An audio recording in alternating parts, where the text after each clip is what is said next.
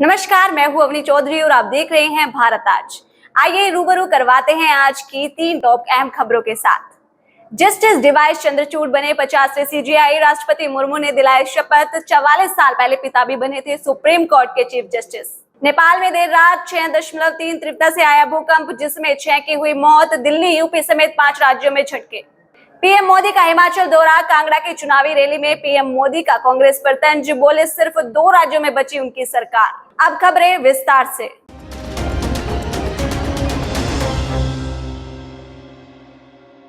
Justice D Y Chandrachud Bharat के 50वें मुख्य न्यायाधीश होंगे। राष्ट्रपति भवन में एक समारोह में राष्ट्रपति द्रौपदी मुर्मू ने उन्हें पद और गोपनीयता की शपथ दिलाई। चीफ जस्टिस चंद्रचूड़ का कार्यालय 10 नवंबर साल 2024 तक होगा। 8 अक्टूबर को पूर्व सीजेआई यूयू ललित ने कानूनी मंत्री किरण रिजिजू को उनके नाम की सिफारिश की थी। यूयू ललित ने एससी के जजों की उपस्थिति में पर्सनली जस्टिस चंद्रचूड़ को अपने पत्र की एक कॉपी सौंपी थी। आपको बता दें कि जस्टिस चंद्रचूड़ के पिता 16वें सीजेआई थे। जस्टिस चंद्रचूड़ के पिता जस्टिस वाईवी चंद्रचूड़ देश के 16वें सीजेआई थे।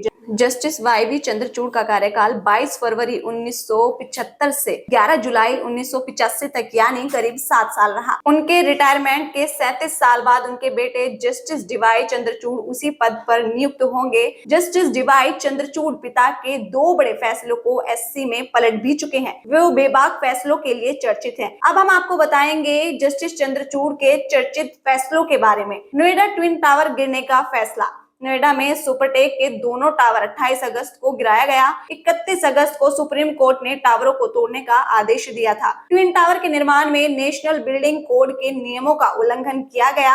हादिया केस को लव जिहाद नहीं माना। केरल में अखिला अशोकन उर्फ हादिया ने सफीन नाम के मुस्लिम लड़के से साल 2016 में शादी की थी। लड़की के पिता का आरोप था कि ये लव जिहाद का मामला है। उनकी बेटी की जबरदस्ती धर्म बदलवाकर शादी की गई है। इसके बाद हाई कोर्ट ने शादी रद्द कर दी और हादिया को उसके माता पिता के पास रखने का आदेश दिया था। इसके बाद मामला सुप्रीम कोर्ट पहुंचा और कोर्ट ने हादिया की शादी रद्द करने से संबंधित केरल हाई कोर्ट का आदेश खारिज कर दी। निजता का मौलिक अधिकार मानने का फैसला। साल 2017 में सुप्रीम कोर्ट ने निजता को मौलिक अधिकार माना। इस बेंच में चंद्रचूड़ भी शामिल थे। कोर्ट ने अपने फैसले में लिखा, एडीएम जबलपुर मामले में बहुमत के फैसले में गंभीर खामियां थी। संविधान को स्वीकार करके भारत के लोगों ने अपना जीवन और निजी आजादी सरकार के समक्ष आत्मसमर्पित नहीं कर दी है। अविवाहित को भी अबॉर्शन का अधिकार दिया। सुप्रीम कोर्ट ने सभी महिलाओं को गर्भपात का अधिकार दिया, फिर चाहे वो विवाहित हो या अविवाहित। कोर्ट ने कहा है कि medical termination of pregnancy act के तहत 22 से 24 हफ्ते तक गर्भपात का हक सभी को है। बेंच की अगुवाई जस्टिस डीवाई चंद्रचूड़ कर रहे थे। पड़ोसी देश नेपाल में मंगलवार देर रात 6.3 तीव्रता का भूकंप आया। झटके भारत के दिल्ली, यूपी समेत उत्तर भारत के 5 राज्यों में भी महसूस किए गए। लोग दहशत में घरों से बाहर निकल आए। नेशनल सेंटर फॉर सिस्मोलॉजी के अनुसार नेपाल में भूकंप 9 नवंबर रात 1:57 पर आया। एपिसेंटर नेपाल के मणिपुर में जमीन से 10 किलोमीटर नीचे था। यहाँ दोती जिले में घर गिरने से 6 लोगों की जान चली गई। पीएम शेर बहादुर बेउदबा ने दुख जाहिर किया। सेना तलाशी और बचाव अभियान में जुट गए हैं। इसी के साथ आपको बता दें, भारत के 5 राज्यों में भी इसका असर बेहद देखने को मिला है। दिल्ली एनसीआर की बात करें तो नेपाल में भूकंप के बाद दिल्ली और एनसीआर में भूकंप के झटके महसूस किए गए। लोग दहशत में घरों से बाहर निकल आए। बिहार, सीतामढ़ी के नेपाल से सटे मेरगंज, सोबर, बरसा, सुरखंड, परिहार, कन्हौली, भेला समेत कई जगहों पर भूकंप के झटके महसूस किए गए। किसी तरह के नुकसान की कोई सूचना नहीं है। वहीं उत्तर प्रदेश में 8 नवंबर की रात 8:52 पर लखनऊ समेत कई जिलों में झटके महसूस किए गए। तीव्रता रिक्टर पैमाने पर 4.9 मापी गई। मेरठ, मुरादाबाद, लखनऊ में लोग घरों से बाहर निकल आए। उत्तराखंड 9 नवंबर की सुबह 6:27 पर पिथौरागढ़ में भी भूकंप के झटके महसूस किए गए। रिएक्टर स्केल पर इसकी तीव्रता 4.3 रही। राजस्थान में 9 नवंबर की रात करीब 1:57 पर जयपुर, भरतपुर, अलवर सहित 8 राज्यों से ज्यादा जिलों में भूकंप आया। हिमाचल प्रदेश के कांगड़ा में चुनावी रैली को संबोधित करते हुए प्रधानमंत्री नरेंद्र मोदी ने कांग्रेस पार्टी पर तंज कसा और कहा कि अब सिर्फ 2 राज्यों में उनकी सरकार बची है। पीएम मोदी ने कहा है कि कांग्रेस जहां से जाती है वहां लौटना मुश्किल होता है।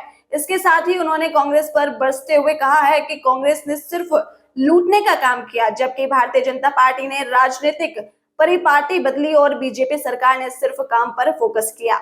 हिमाचल को स्थिर और मजबूत सरकार की जरूरत। वहीं पीएम मोदी का कहना है कि हिमाचल को स्थिर और मजबूत सरकार की जरूरत है। कांगड़ा के चंबी में रैली को संबोधित करते हुए पीएम नरेंद्र मोदी ने कहा, कांगड़ा की धरती शक्तिपीठों की धरती है। भारत की आस्था और अध्यात्म का एक तीर्थ है। बैजनाथ से लेकर काठगढ़ तक इस भूमि में बाबा भोले की असीम कृपा हम सभी पर हमेशा बनी रहती है। आज हिमाचल 21वीं सदी में विकास के जिस पड़ाव पर है, वहाँ उसे स्थिर और मजबूत सरकार की जरूरत है। जब हिमाचल के पास मजबूत सरकार होगी और डबल इंजन की ताकत होगी तो चुनौतियों को भी दूर करेगा और नई ऊंचाई भी उतनी ही तेजी से प्राप्त करेगा।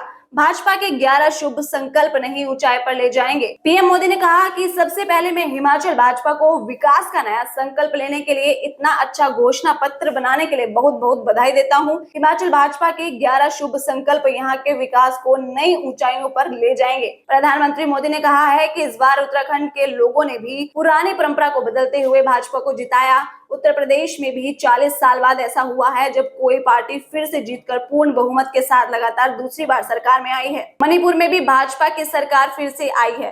सिर्फ 2 राज्यों में बची है कांग्रेस की सरकार। पीएम मोदी ने आगे कहा है कि कांग्रेस कभी हिमाचल को स्थिर सरकार नहीं दे सकती है और न ही वो चाहते हैं। आज कांग्रेस को गिनकर 2 ही सरकारें बची हैं, एक राजस्थान और एक छत्तीसगढ़ में। यहाँ से कभी भी विकास की खबरें नहीं आती हैं। इन दोनों जगहों से खबरें सिर्फ झगड़े की ही रहती है। अगर यही चलता रहा तो राज्य का विकास कैसे हो सकता है। फिलहाल के लिए इतना ही, फिर मिलेंगे कुछ अपडेटेड खबरों के साथ। तब तक के लिए देखते रहिए भारत आज।